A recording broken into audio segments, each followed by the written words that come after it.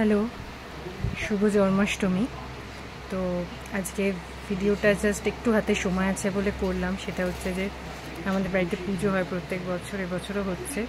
তো আগের বছর থেকে পুজোর যে আনন্দ সেটা আর ভালো লাগছে না। আগের বছর আরজি করার একটা ঘটনা হলো, 1 বছর হয়ে গেল, কোনো তার বিচার নেই। এবছর এই অবলা পথ শিশুদের নিয়ে একটা শুরু হয়েছে। একটা কথা না বললেই নয়, প্রথমত যা নিয়মই হয়ে থাকুক না কেন সেটা কিন্তু আমাদের ওয়েস্ট বেঙ্গলের জন্য প্রযোজ্য নয়। তাই বলছি, অনেকেই দেখতে পাচ্ছি যারা শুরু করে দিয়েছো আমাদের এখানে কলকাতা বা কলকাতার পার্শ্ববর্তী জায়গায়, অন্যান্য জেলার কথা আমি বলতে পারবো না, হয়তো সেখানেও। তো সেটা আমাদের জন্য নয়। তো যারা করছো যে ফিডার্সদের খেতে দিতে দিচ্ছ না, পথ কুকুরদের মানে স্ট্রেদের, আমাদের কমিউনিটি ডগদের, এবং উল্টোপাল্টা কথা শোনাচ্ছ, এটা কিন্তু দিল্লির জন্য রায়টা বেরিয়েছিল এবং এখনও সেটা স্থগিত আছে।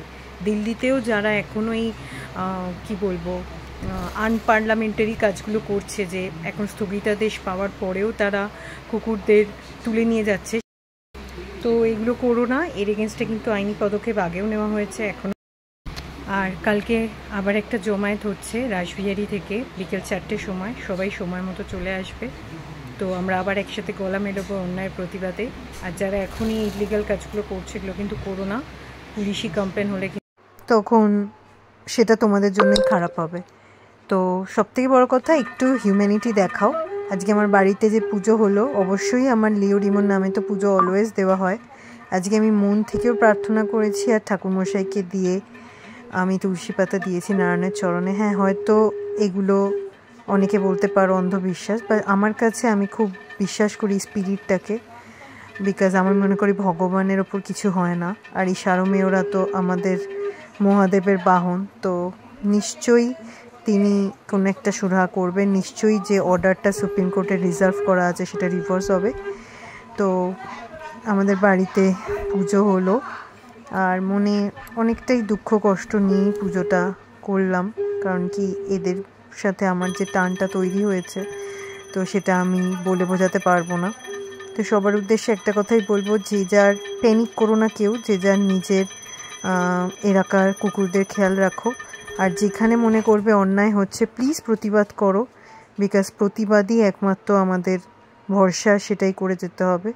তো এই ছোট্ট দোলনাটা এবারে গোপালের জন্য কেনা হয়েছিল। ঠাকুরমশাই প্রত্যেকবার বলেন যে দোলনা রাখবেন একটা।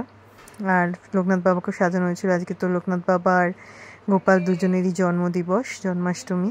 তো দুজনের পছন্দ মতো সব খাবার বানানো হয়েছিল। আর আমাদের বাড়িতে কিন্তু কিচ্ছু বাইরে থেকে আনানো হয় না, সব বাড়িতে রান্না করা হয়। যেহেতু আমাদের বাড়িতে এই জিনিসগুলো, ঠাকুরের ভোগ, নিরামিষ আমিষ খুব বেশি মানা হয়। আর সত্যি কথা বলতে, বাইরে থেকে কিছু আনা হলে সেটা কোথায় বানানো হচ্ছে, কে বানাচ্ছে, বা কোন হাতে টাচ হচ্ছে, কেউ তো বলতে পারে না। তো সেই জন্য আমরা নিরামিষ আমিষটা মানি। তো দেখো কি সুন্দরভাবে দোলনাটা আমি একটুখানি দড়ি বেঁধে রেখেছিলাম যাতে এটা দোলাতে পারি।